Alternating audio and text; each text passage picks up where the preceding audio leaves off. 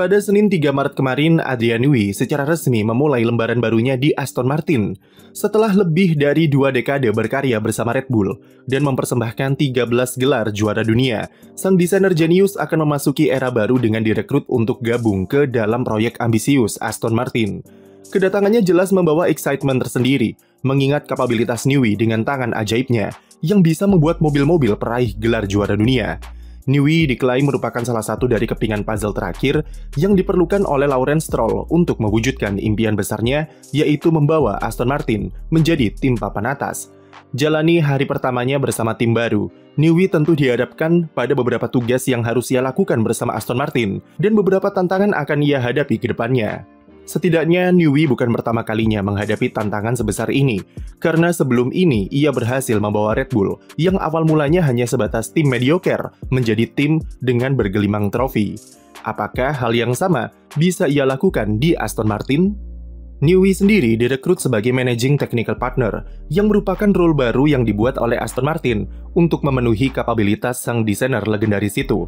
Jabatan yang bisa dibilang cukup setara dengan jabatan seperti penasehat atau advisor.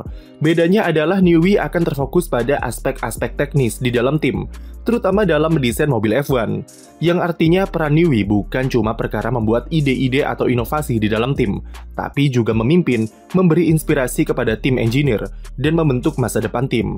Gajinya cukup fantastis, yaitu 20 juta pounds per tahun, yang mana jumlah nominalnya lebih besar daripada Fernando Alonso.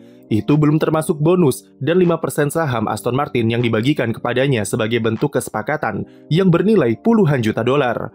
Dengan gaji serta value sebesar itu, wajar jika banyak ekspektasi yang akan membebani Adrian Newey ketika memulai masa kerjanya di Aston Martin. Tugas terdekat bagi Newey adalah ia akan mendesain langsung mobil F1 untuk musim 2026 yang sekaligus merupakan mobil regulasi baru. Momen perubahan regulasi adalah kesempatan emas bagi setiap tim untuk memulai desain mobilnya dari nol dan berpeluang untuk meningkatkan level kompetitifnya di sirkuit.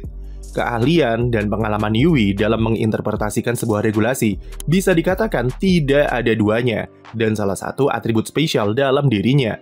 Kesuksesan Red Bull di regulasi ground effect dan era aero diffuser pada awal 2010-an adalah berkat kemampuan Newey dalam mencari celah di regulasi untuk membuat mobil yang punya keuntungan secara performa di sirkuit. Ia merupakan pioner dari trik blown diffuser yang membawa kesuksesan bagi Sebastian Vettel dan juga desain suspensinya berhasil buat Max Verstappen begitu dikdaya pada 2022 sampai 2024. Hal-hal semacam itulah yang diinginkan oleh Aston Martin dari sosok Adrian Newey pada 2026 nanti, yaitu mempelajari regulasi baru lalu mencari celah-celahnya dengan cerdik dan membuat desain yang memimpin inovasi teknologi di mobil F1. Memang masih banyak perdebatan mengenai regulasi 2026, salah satunya adalah ketergantungan performa mobil pada kekuatan power mesin yang lebih besar daripada aerodinamika, seperti mobil di awal era hybrid. Apalagi Honda dikabarkan alami beberapa masalah dalam pengembangan mesin generasi terbaru karena sulitnya menemukan manajemen power mesin dan baterai yang tepat serta penerapan sustainable fuel. Namun pengalaman kolaborasi Newey dengan Honda semasa di Red Bull paling tidak bisa membantu keduanya dalam integrasi power unit yang akan sangat krusial dalam desain mobil. Yang jelas minimal ada ekspektasi terhadap Newey untuk membawa ide-ide inovatif lewat papan gambarnya untuk mobil 2026. Agak disayangkan memang, Newey tidak sempat memberikan campur tangannya terhadap pengembangan mobil EMA25 yang jika dilihat dari pramusim kemarin, ternyata masih membawa banyak masalah dari mobil musim lalu.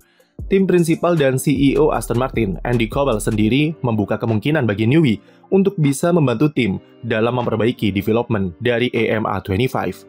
Salah satunya adalah kehadirannya di garasi dengan buku merahnya diharapkan bisa membantu tim di aspek optimalisasi setup dan kebijakan upgrade untuk mendongkrak performa dari mobil 2025. Fernando Alonso cukup menantikan peran dan input Newey dalam utak-atik setup mobil yang ia klaim akan memiliki peran lebih besar daripada yang diberikan Lewis Hamilton kepada Ferrari. Tugas Newey lainnya seperti yang kami mention di awal tadi, dia akan mengawasi, memimpin, dan membangun masa depan bagi Aston Martin, terutama dalam aspek teknis. Ini mirip-mirip dengan jabatan terakhirnya di Red Bull, yaitu Chief Technical Officer atau CTO. Sejak 2018 ketika ia naik jabatan menjadi CTO, peran Newey dalam pembuatan mobil F1 memang tidak sedominan tahun-tahun sebelumnya, dan peran tersebut diambil alih oleh Pierre Wacky sebagai direktur teknis. Contohnya, di mobil 2022 sampai 2024, Newey hanya campur tangan di urusan suspensi dan gearbox mounting, sementara tim bawahan Wacky akan mengurus aerodinamika sepenuhnya. Perannya sebagai CTO di Red Bull adalah mengawasi dan memanajemen tim teknis, baik itu di F1 ataupun dalam lingkup global.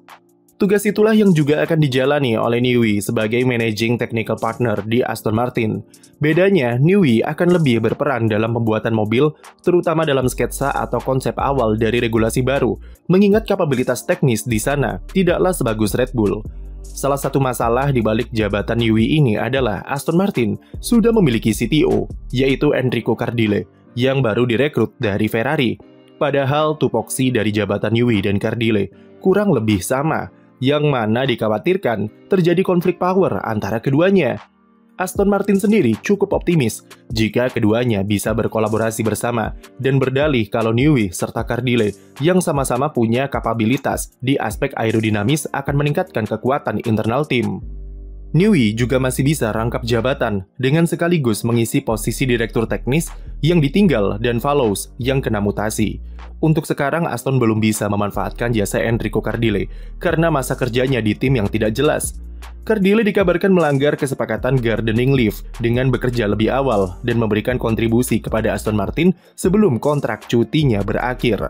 Ferrari membawa kasus itu ke pengadilan dan menang, yang menyebabkan masa kerja Cardile di tim barunya kembali mundur sampai setidaknya pertengahan tahun ini.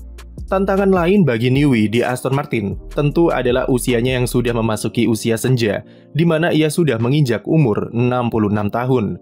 Memang di F1, umur adalah angka dan kami tidak meragukan ketajaman Newey di aspek teknis. Tapi di tengah tekanan yang makin kompetitif, umur tidak akan bisa bohong dan bisa berdampak pada seberapa besar gairah Newey untuk tetap berkarya. Newey sendiri direkrut selain untuk mendongkrak performa tim, tapi dia juga ditugaskan untuk membangun lapisan fondasi tim untuk proyek jangka panjang. Memang masa kerjanya mungkin hanya di kisaran 5 tahun saja, namun dalam 5 tahun itu, Newey diharapkan bisa menambah ketertarikan bagi engineer-engineer baru, serta berbakat untuk bergabung ke Aston Martin. Kapabilitas dan pengalaman Newey akan membawa tim ke level yang berbeda dalam pemahaman teknis, serta bagaimana cara untuk memaksimalkan fasilitas-fasilitas yang sudah dibangun secara masif.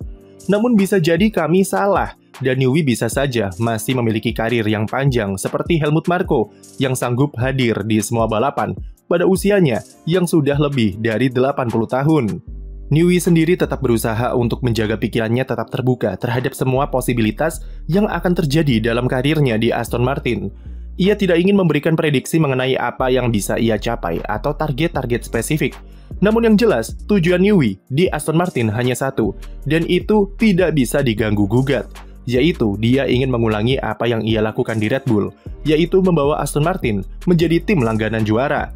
Sekian video dari kami, jangan lupa beri like dan subscribe untuk konten F1 lainnya.